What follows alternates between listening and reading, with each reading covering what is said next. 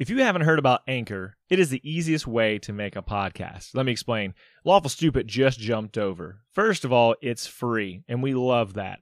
Secondly, there's creation tools that allow you to record and edit your podcast right from your phone or computer, wherever you're at, on the go. Anchor will also distribute your podcast for you. There are a lot of other vendors out there, a lot of platforms that they will make sure your podcast gets to, so it can be heard on Spotify, Apple Podcasts, and many more. And you can make money from your podcast with zero minimum listenership. It's everything you need to make a podcast all in one place. So download the free Anchor app or go to anchor.fm to get started.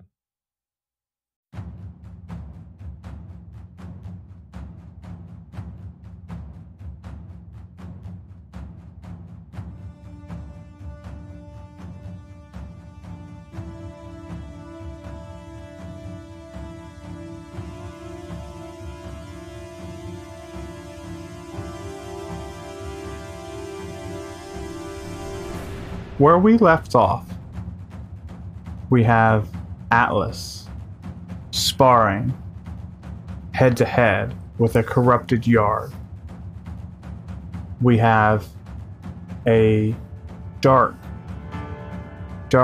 corrupted Frost standing across from our friends, our allies, Ezreal and Kristoff.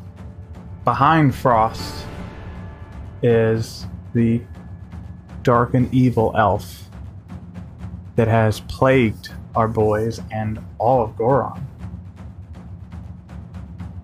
And crew, the way we're going to handle this is we're going to let Atlas go head-to-head with Yarg, since with combat time, that's going to kind of add up first before anything else can take place for you all.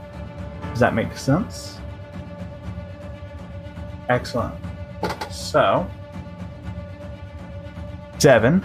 Yes. Atlas, if you will do me the honor and roll initiative.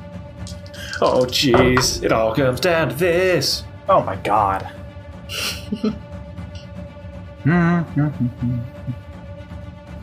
Alright, let's do this. I got a 22. We'll say you go first. Okay.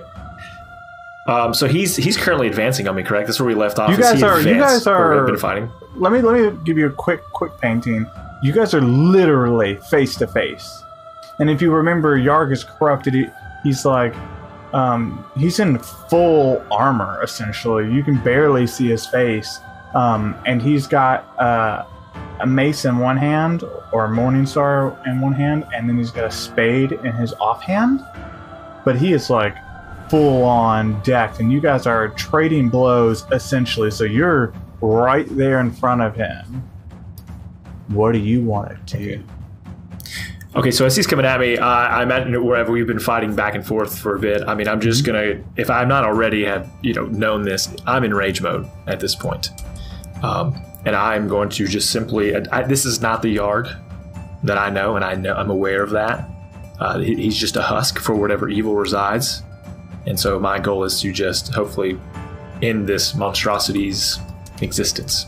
So I will attempt to attack. Good. Okay, yeah, go ahead. So remember, just roll all your attacks at once. Yeah, so 18 for the first and 17 for the second. For those both attacks. Yeah, so both of those are going to miss. So you run up to, or you're like already in the throes of combat, and he just parries your attack. So the first attack comes down strong, and he brings up that morning star, and you kind of like watch as the ground cracks beneath him as you strike down. And then you strike again, and he brings up that spade that, like, you can tell was one that you crafted, that has now been like corrupted and like almost refined by this necrotic energy. But he's able to like deflect your attack, and your axe actually sinks into the ground, and you like watch as like cracks spider through the right side of the bridge that you're on. And then of course you have your lightning, right, that he has to do a dex save against. No, so I used rage this. Well, this I guess if I'm Oh, already that's in, right. yeah. If we assume I already had it, then yeah, I would use lightning. But for this first turn, No, doesn't it? Does the first turn you go rage? It still activates Oh, it does activate on the automatically, first right? turn. Yeah, then Yeah. See, previous. look, I'm giving you Well, things. I didn't know if I was already in rage or if I just went into rage. I'm gonna say you just went into rage. Just Cool. So he's just gonna Canonically. beat a 13. He takes half damage. yeah, he beats that, so he's gonna take half that. He takes one. but- He takes a good old one. Okay. So basically, just your raw energy blasts forward, and he takes this lightning damage. And so it's his turn, and so he's about to just lay the heat, as one does. And we're just gonna do 3 quick rolls. 2 of those hits, I think. 20 and a 23. Yep. Okay. So, you're gonna take just a little bit of damage.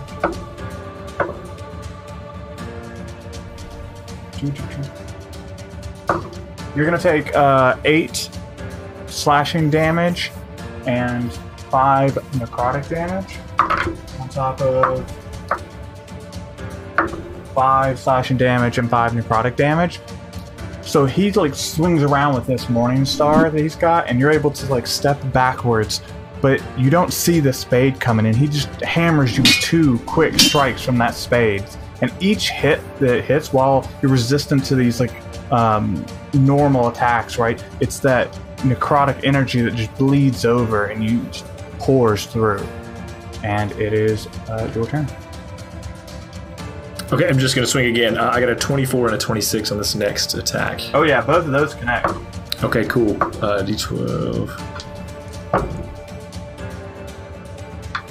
What is your AC? Just on it. 16. Okay. And tell me again the surroundings of the environment. You're that on we're a in. 10-foot wide bridge, and it's just you and him. And on the opposite side is the archway into the room that they headed into to get Okay. towards the final set of doors. I'm going. We're on a bridge. Yep. Wonderful. I don't know if the damage matters. I'll tell you that in a second. What I'd like to do is when I attack him, I'm going to use a special move, pushing attack that I have with my when I leveled up commander is what I took on for the fighting style.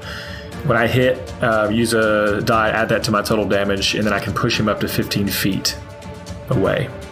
He's got to do a DC save 16. So if he doesn't get a 16, I can push him up to 15 What feet kind away. of save is it? You said DC. Shoot, I don't know. Let me look at that again. I got it right here. Probably strength. And this is fighter. Is that what you said? Commander? Correct. So other special. Oh, here it is. Pushing attack. It's a strength saving throw. Oh, okay. Yeah, he beats that. Okay, so otherwise, I'm gonna do I do 16 damage for the attack, plus a 3 extra, so it's 20 damage.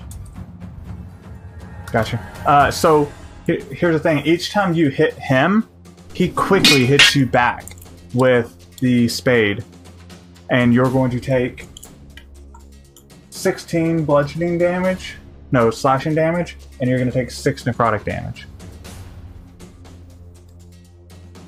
All right. And then he needs to save for... Oh, did you use your bonus action on lightning, or...? Yes, I'm gonna use that now. So again, he's just got to beat that save of a 13. He does not. He takes full damage of whatever your roll is. He takes 2 damage. He takes 2 damage, real good. Alright, so he's going to... So, bringing it back in the narrative, you swing this axe down hard, and he brings up both weapons to block that first attack, and he kind of watch him sink further into this, and you can tell just the weight of your attack just was physically draining on him. And as he's recovering, you just bring it back up and strike down again. You actually kind of watch chips of his weapons fly as you just hammer in on this same spot. And you're not able to shove him backwards like you were hoping, but at the end of the day, you can tell you just put a lot of pressure on your former teacher. He was able to, as he was recovering, strike you back with that spade just a few times, one for each attack. And now it's over to his turn. It's not gonna hit. So you see that he kind of like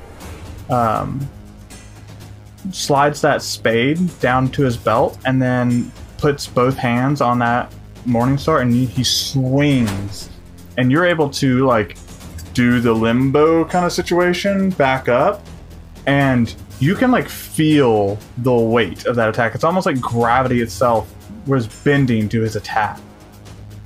I would like to use a reaction. I have riposte as one of mine as well. So when he misses with a melee attack, I can use my reaction to expend one superiority die and make a melee weapon attack against him. Yeah, go ahead.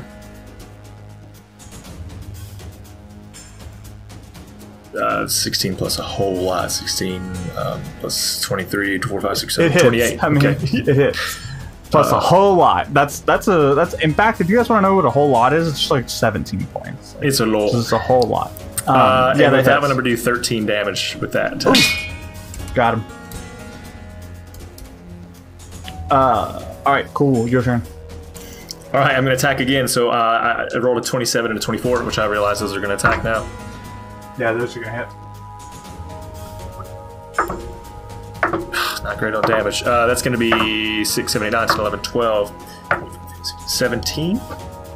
Plus lightning damage if he wants. So 17 natural, and then if he wants to roll to see if he gets that lightning damage. I'm just hacking and slashing. We're just going to go. We're going toe to toe, back and forth. Yeah, I mean, it is blow for blow.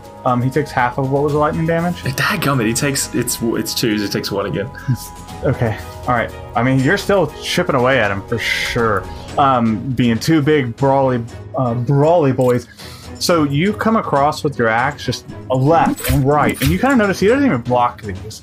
You just take big chunks out of his midsection, just like you're tearing away at his armor, and he just doesn't even care. He pulls that spade and just backhands you with it across the face, and then comes back around and hits you again, and you're going to take 22 bludgeoning damage and 20 necrotic damage.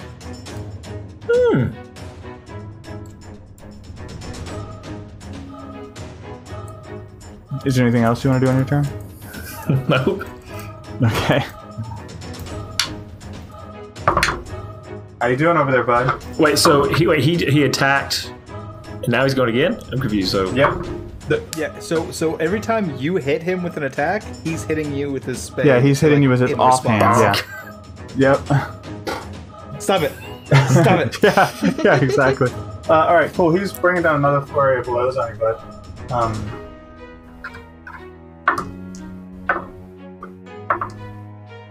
Okay. As Dwayne rolls dice for 23 straight minutes. I should have got more dice. I knew what was coming. All right, so he's going to just that flurry of blows on you. So he takes that Morningstar and catches you straight in the chest, and that spade will literally just 2 face taps, quick face taps, like kind of like you would chide a small child, just bop, bop. shut up. Yeah, and you're gonna take. We don't hit. You're gonna take. Oh man, I said bludgeoning for the spade. It's slashing, but you're gonna take 12 bludgeoning damage, 4 necrotic damage for the Morningstar, and then for the spade attacks, you're gonna take 12 slashing damage and 4 necrotic damage. Cool. Yeah, buddy, your turn. You'll go. And pass turn. All right, so Or heat. gosh, I'm gonna use second wind as a bonus action. Okay. D10 plus 3 on the heals. Plus 3. That's a total of 7 healed back. Okay. I'm gonna attack him. Break it on a second. Okay. All right. Roll 2 more attacks. Right. Yeah, so here we go. Plus. It's like 28. Okay, so I'm adding plus 14, by the way. So It's fine. Oh, okay. Well, he didn't do super hot on. That's a 24 as well. Okay, yeah, you hit both. Okay, cool. Oh, what minimum dice all the way? And that's going to be 28 damage. Woo! It's a lot of damage. That's a lot of damage. That's a lot of damage. Yeah, so you're able to kind of catch him off guard, and you take a big chunk out of him, swiping upwards, and then swiping right back down. So like vertical up, vertical down, and you watch as like this black blood is sprays everywhere, and you kind of see him stagger back. But he's still able to like move forward and hit you with that spade just once. Now you're gonna take 3 bludgeoning and 1 necrotic damage because all minimum dice. And I would like to also do a free speech talk right here. Sure. Yeah, you do that. When are you gonna end this? You know I was always better than you.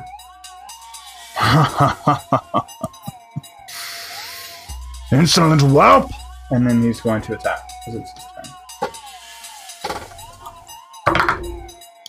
Yeah, that's going to hit.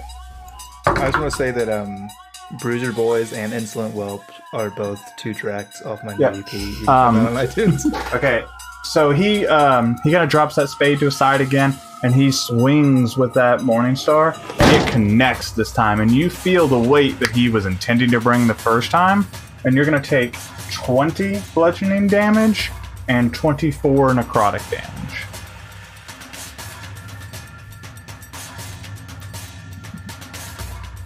How you feeling, bud? Just doing all the subtractions over here. Yep. Your healer's in the other room. Your turn. All right, well. I have to do this alone. Wait for it. Yeah, right. I go, can I go get my friends real quick and come back? Will you stay here for just a moment? Okay. Devin, where are you at in that HP pool, bud? You want to know numbers? Or you just want to know? Yeah, I literally want to know numbers. 41! Oh, okay. Cool. That's a good start. If it helps, you're ahead of him. Ooh. Finish the fight! I am. Finish him. I look at him and I say,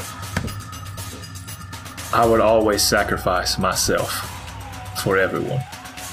And I know how close we are to finishing this thing.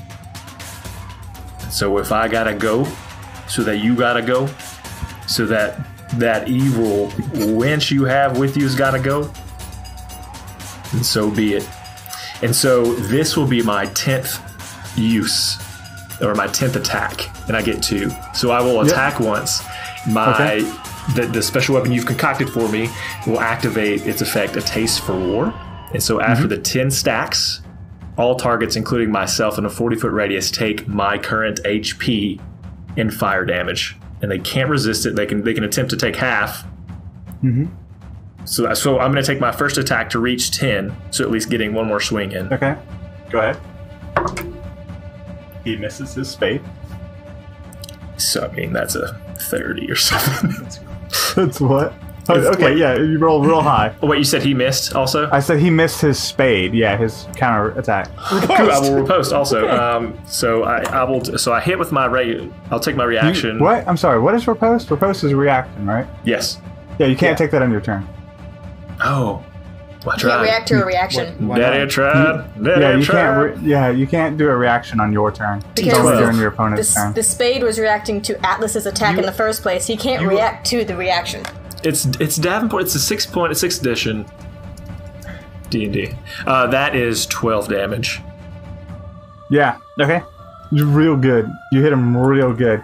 So yeah, you like bring down, and here's mechanically how it works. Not mechanically, thematically. You bring down this axe and you cut deep through his chest, and you watch like blood spurtle, this dark corrupted ink, and it hits the ground, and you watch the spider cracks go, and then your effect triggers. And what is the save he has to make? He has to make a dexterity save. I don't know that he's good for this. Well, it's not great. Nope, he fails, because I don't think a 5 beats anything. I don't remember what the save was. You said it was 15 or something like that? The save is 17. Oh, yeah, he fails. Hard fail. So he's going to take 41 fire damage. Now, you have to roll that save, too. Yes. So you don't die a fiery death. Question: I have the effect that allows me to roll advantage on deck saves of effects that I can see. You can see it coming. You're the cause of it. I'm just wondering. I mean, good ask, but 100%. So you're saying I do get it? I can have advantage. You can have advantage. I was very much. That's a 19. In the know. Yeah, I was very much in the know when I designed that weapon. Like, it's meant to be dangerous, but as long as you're like you and not wearing heavy armor, you're okay. So yeah, when you hit, there's this explosion of lightning and fire that radiates out from your weapon, and you kind of watch as like Yarg. You can kind of see his form in the fire at first, like as it's burning away at your skin, and like it's not nearly as bad for you because of the armor. It still hurts like a motherfucker. Mm-hmm. But like you can just watch as Yarg is just slowly turned to this skeletal frame, and like his like flesh is like melting off the bones and kind of falling down, and you kind of see him crumple and fall, and the only thing that's left of him is like melted armor, but still a very real, very sturdy spade, the original, non-corrupted. And Devin, Atlas, as this fire washes over you and the pain just sears in your face, you have a vision.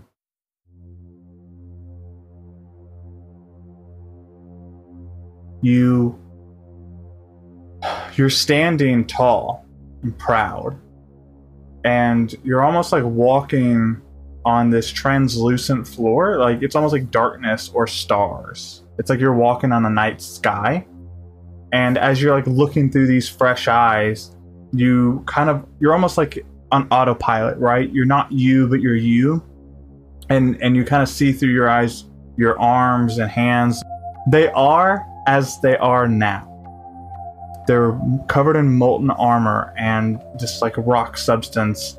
As you climb up onto this throne and you sit and you look across to see Wynn, and you, to your left, you see a dark figure that is humanoid, and you know it's Ryle, and you can see Sinlor, and you can see Aya, and you say, or you hear yourself say, in a much deeper voice than your own, "Why have you brought me here then?" And you kind of wake up. Like you're back and you snap and you realize you just killed Yarg and your friends are in danger. Well, yeah, I'm just gonna run to them. That's next thing. Yeah. I gotta get to him. Yeah, cool. So you're gonna come in bottom of the lineup, but Star, Shane, welcome to the podcast. It's time to roll initiative. Let's do this shit. Ooh, that's what Daddy likes. Oh, I don't like the sound of that. It's very good.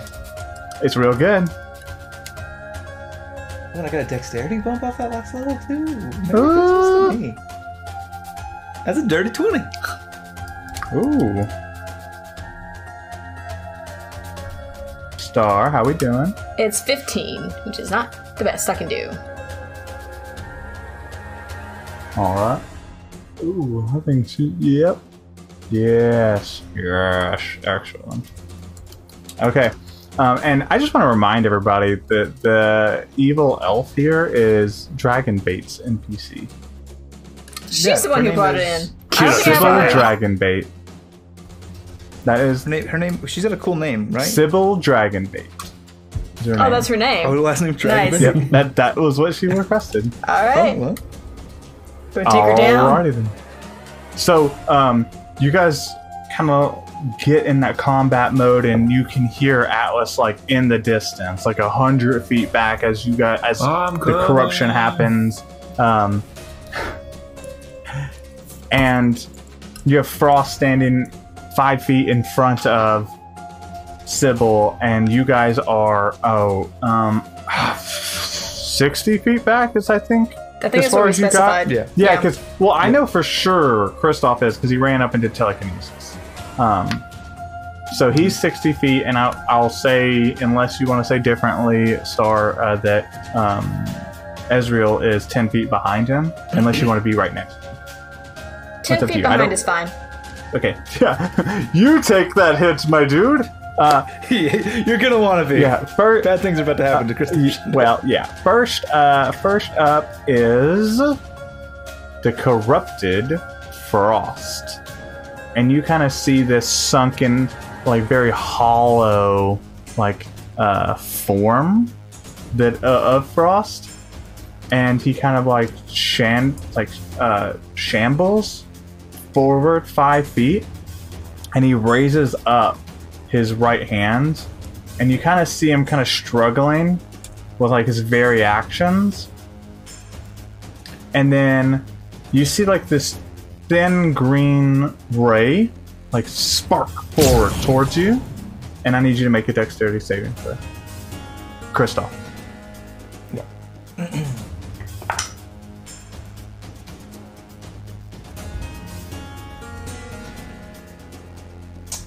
16. You son of a bitch. Okay. Yeah. So I have a feeling that meets. So this green line, like, you're able to like move out of the way, but you can like feel the very corruption off of that line, and it kind of sails into the darkness, almost like Atlas is like running forward and has to like do a duck too, like, oh shit. But unfortunately, that's about all my boy can do this turn. Save or suck, huh? Next up is Kristoff. I need to mark that. I'm going to retroactively just throw a little flavor onto my spell. So as I roll up here and I see this scenario and I see Frost get kind of smacked with the no beam, I start chanting and I start to twist my hands and water forms, and it comes around my brow, up and around, and it becomes this small crown of frost with like a light blue sapphire ice crystal in the front, which I hold with my hand, with my left hand, and I reach out my right hand to use this telekinesis spell, and I bring the wand of frost, this shard artifact, to my hand, which I'm immediately going to turn and grab my staff that I've taken with me from the basement of Primatacit, and I'm going to kind of just slam that ice shard onto the staff and just use some frost to kind of affix it at the end like some sort of frozen magical spear. Okay. Roll me an intelligence saving throw with disadvantage. Groovy.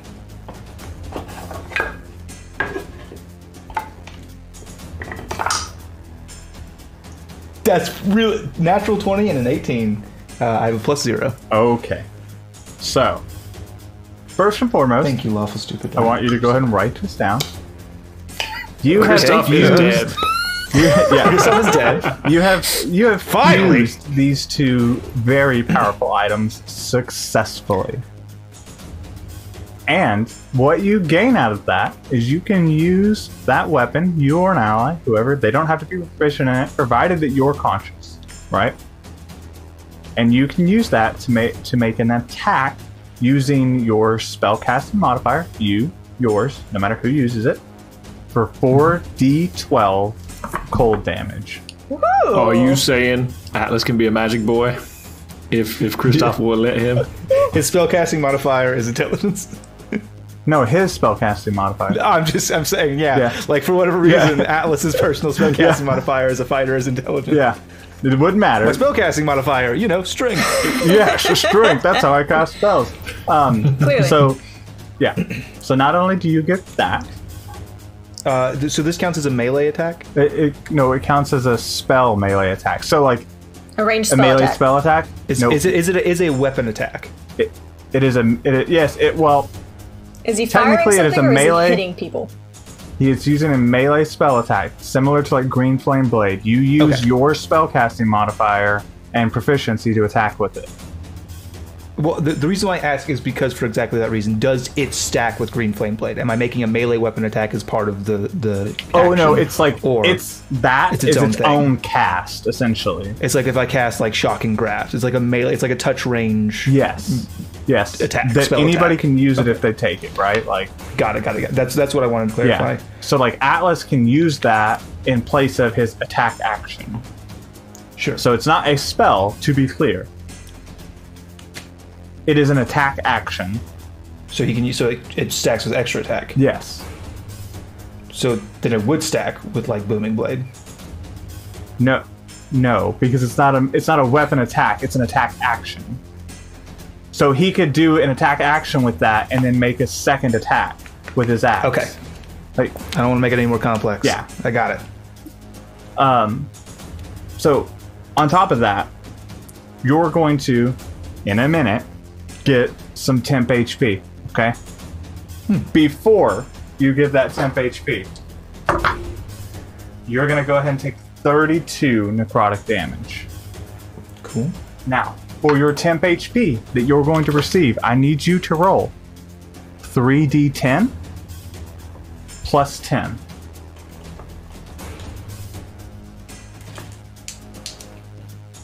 I have that in AD10. Hooray. That's amazing. 10, 9, 4 is 23. Plus 10 is 33. So you basically Almost. almost evened out. Yeah, you got one extra out of that. So that's what you did. You fused those two weapons together. For my bonus action, I would like to do the individual features of this weapon still do Yes. the thing? Okay. Then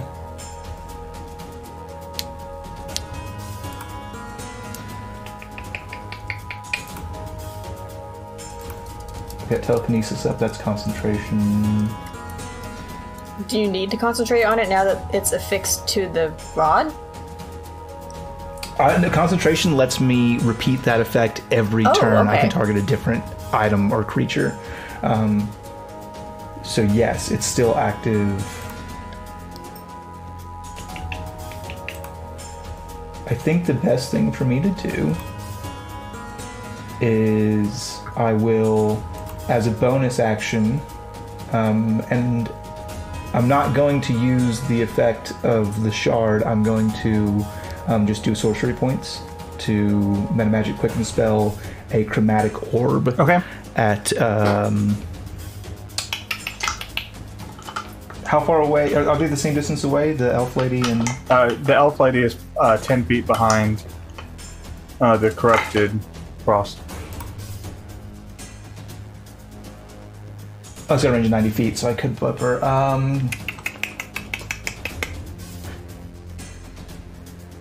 Oh man, I do not know. I do not know on this one. Can you set the stage real quick? Can you tell me my environment? Yeah, so you guys are standing facing this open door with like this swirling energy behind them, this portal to this other world, and you have Sybil who's standing tall and just this like smirk on her face, like ready to slay you as you've already like spoiled her plans several times. And you have a corrupted Yarg who's like sunken in and almost like you can tell there's an internal Frost. There's like this internal struggle to like move and fight, and there's this big, and you're on another long bridge. It's like 20 feet wide. I think that's what we set the stage for last time. I apologize if there's a continuity error there. In my head, it's just a big bridge. And darkness meets each side of the bridge, and further down is you guys, and then past that is Atlas, like running full speed choo-choo train towards you guys with the archway at his back. Cool. I'm gonna go for Sybil then. All right. And that's a ranged attack, right? Ranged spell attack?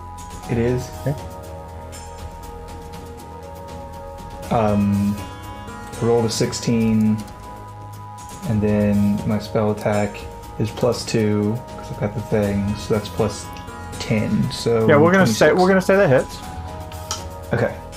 And I'm choosing cold for my chromatic orb. And so what I'm going to do is I'm just going to point this newfound spear, and just this ball of ice energy starts to coalesce right at the tip of it, and I just fire it off. And it's going to do 8, 13, 16, 30 damage, 30 points of cold damage.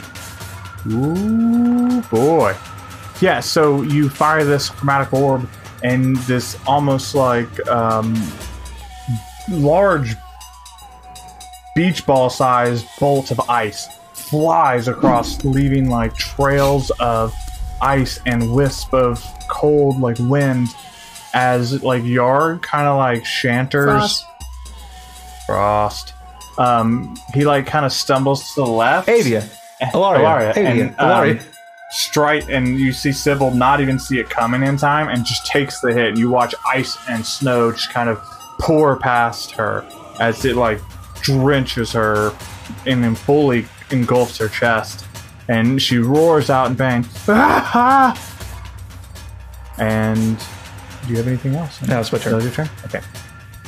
Next up is gonna... I believe the last cool thing I said to her was, I'm gonna get you a new fucking bracelet. I don't remember. I think that's from last episode, so if I didn't say that last episode, I'm gonna get you a new fucking bracelet. Okay. I think I said that. So, yeah, now it is Sybil's turn. And she is going to move 40 feet forward. Now 20 feet away from you. And she is going to raise up her offhand, the one not holding the scythe.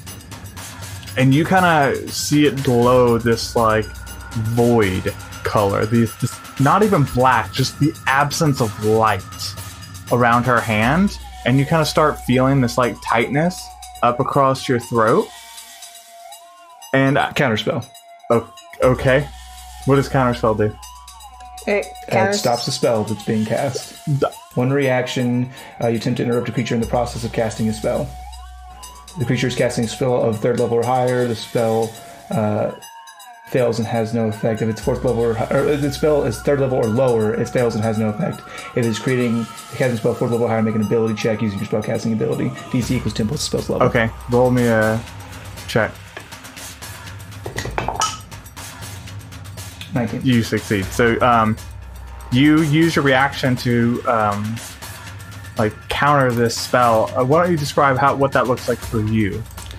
So basically, what I'm going to do is I'm going to take my one hand off this new spear, and basically, as she starts making these arcane gestures, these somatic components, I'm mirroring them as best as I can, trying to do it on the fly with a spell that I don't know. And as she goes to unleash this spell, basically it's almost like these geometric shapes. It's like a square inside of a triangle, inside of a circle. Kind of comes out this counter, almost mathematical. Ball of disruption that's going to kind of meet her spell midway and just dissipate.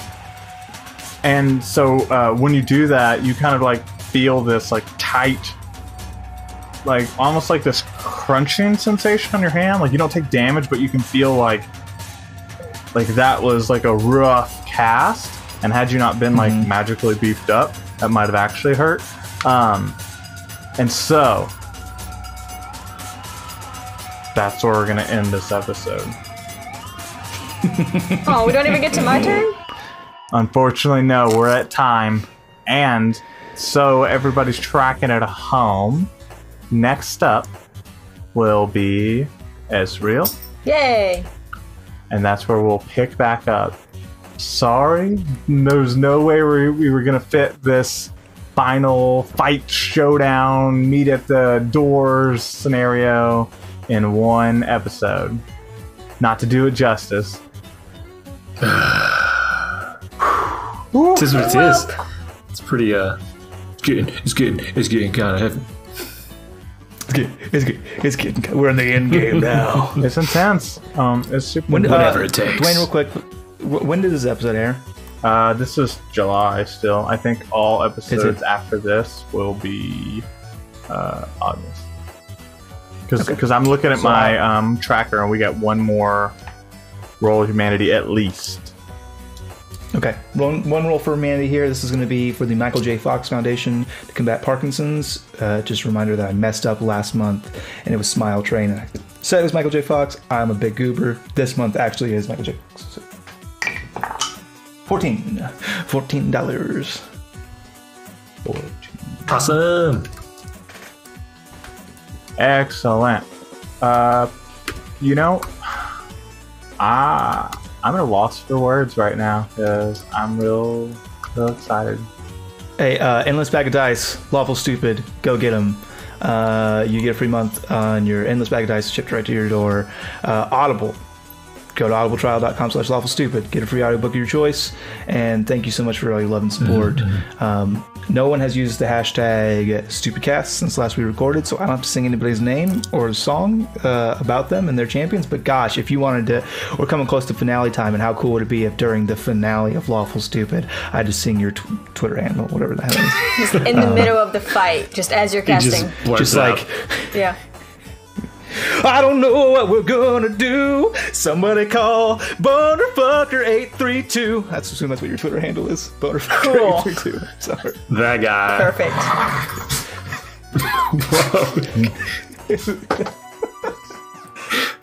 All right. Well, as always. Till next time. We love you. Yeah, bye.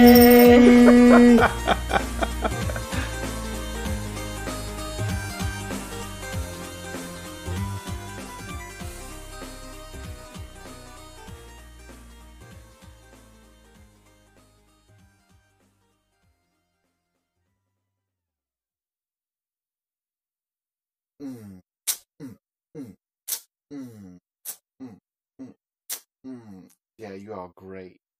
It makes me happy.